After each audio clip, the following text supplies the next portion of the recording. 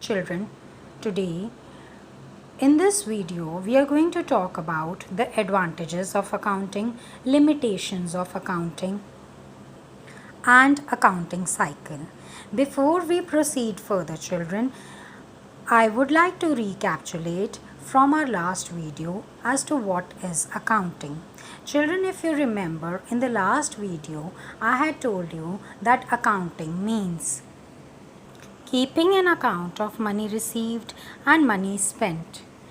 So, we had also discussed, children, some salient features of accounting. That is, we discussed that accounting is both art as well as science. It records all the financial transactions. It is recording the financial transactions into different books of accounts. Then is classifying the financial data under different categories, and then is finally summarizing, analyzing and interpretation of the financial data so that it becomes useful to the decision makers. So children, from this let us proceed further as to what are the advantages of accounting.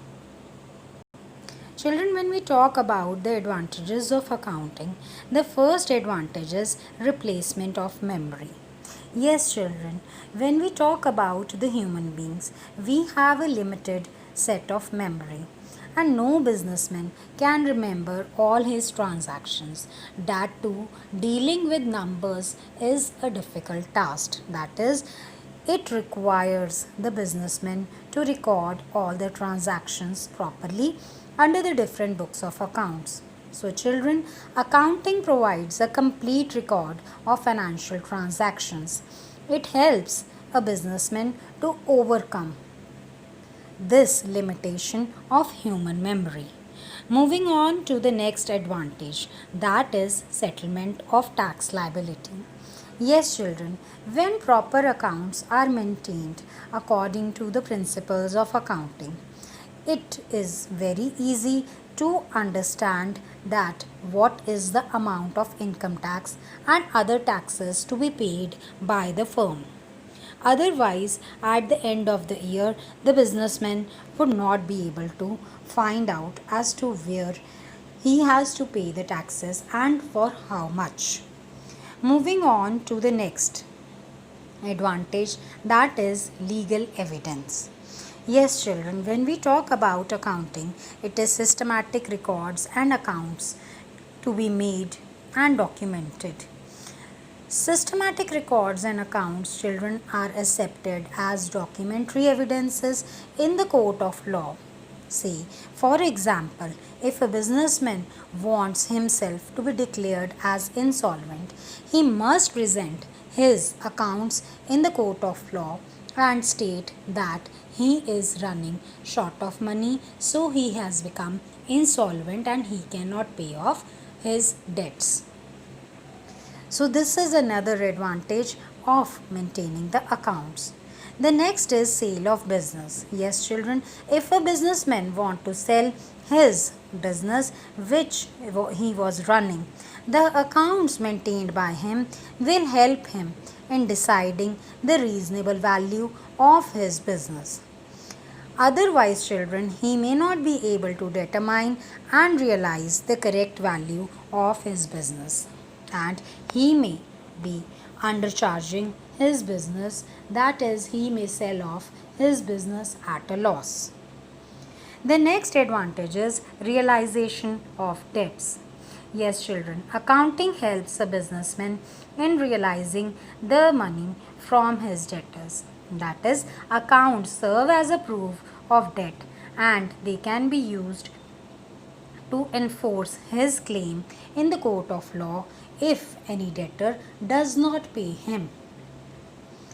Moving on to the next, that is comparative study.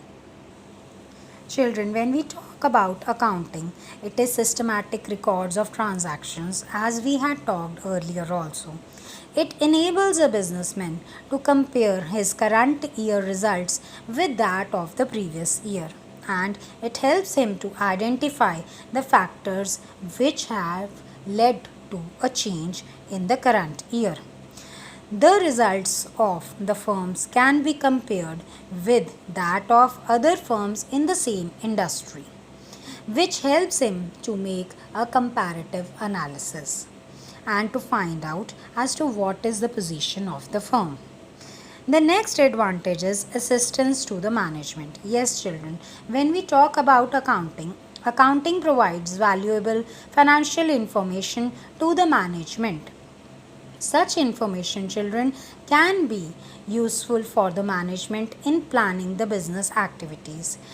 If they use this information in making correct decisions and controlling the business, it can help them to attain their goals. Now, moving on to certain limitations of accounting. Children, as we know, everything has its advantages and limitations. So is the case with accounts also. Limitations number one, that is not fully exact. Yes, children, business transactions are recorded though on actual basis, but on many occasions, children, estimates have to be made for calculating the profits and losses in the business. Deciding the useful life of an asset and depreciation, provisions of bad debts, etc. It is all based on estimations. So, children, at times there is no uniformity and the decisions can be biased. Moving on to the next limitation, that is, does not reflect true worth. Yes, children, in the balance sheet, the assets are recorded at the cost less the depreciation because they are meant to be used and not there for sale.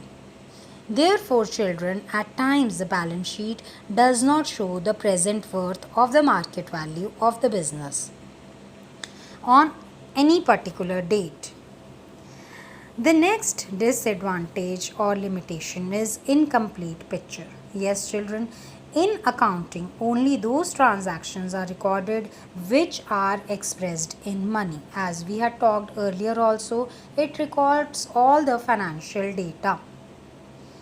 So, children, non monetary transactions such as quality of the goods, labor relationships, loyalty of the staff, they are not recorded in the books of accounts. Unless and until, children, some important factors are kept in mind, it would be very difficult for a business to find out the assessment of the business in near future. Because, children, for a business, all these things are also important other than the money. The next is inaccuracy. Children, accounting statements may fail to reflect the correct picture due to errors and frauds. Changing in the methods of depreciation and the valuation of stocks can lead to different financial pictures for different people.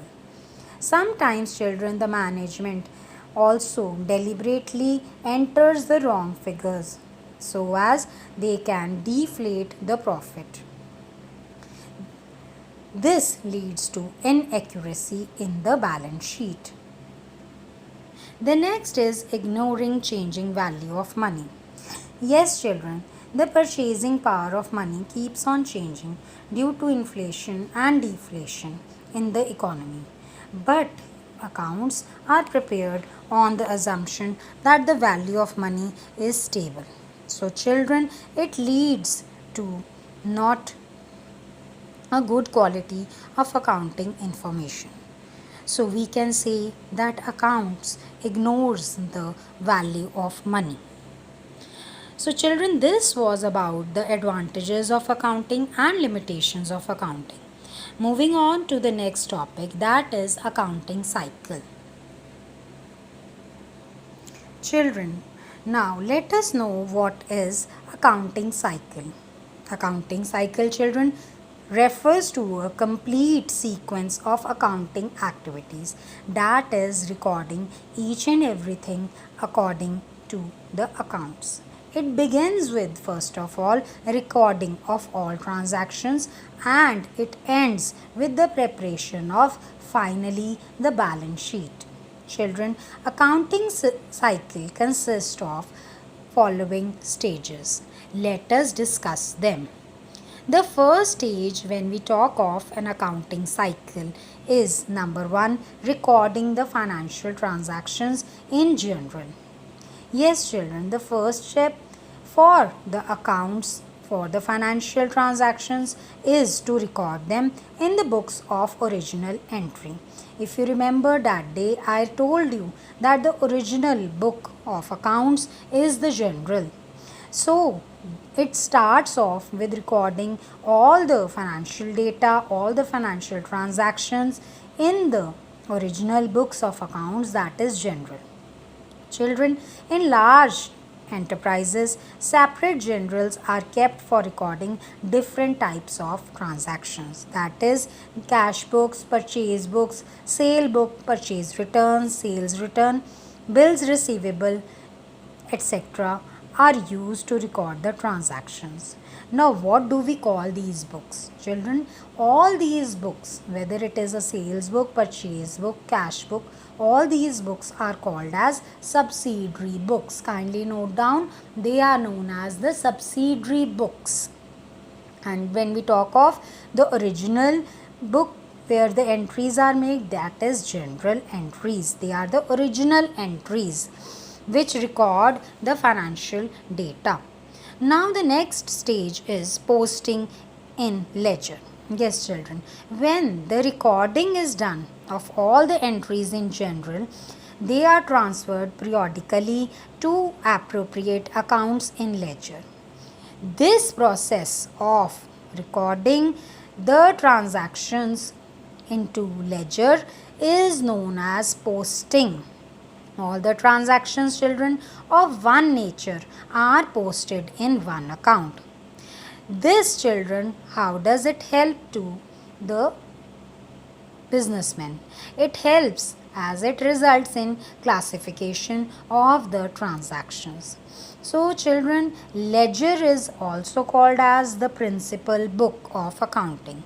The question may come to you, which is the principal book of account? So, children, the answer is ledger. At the end of the year, children, all the accounts in the ledger are balanced. That is, the debit side and the credit side, they are balanced. Balancing, children, means determining the difference between debit side and credit side. We would be talking about what is a debit side and a credit side when we cover the practical part of accounts. The next stage is trial balance. Children, the balances of various accounts appear in the ledger and they are transferred to the trial balance. Now, what is a trial balance? If the question comes to you, what is trial balance? Trial balance is a statement containing balances of all ledger accounts. The total of debit side, children, must be, kindly note down, must be equal to the total of the credit balance, the trial balance.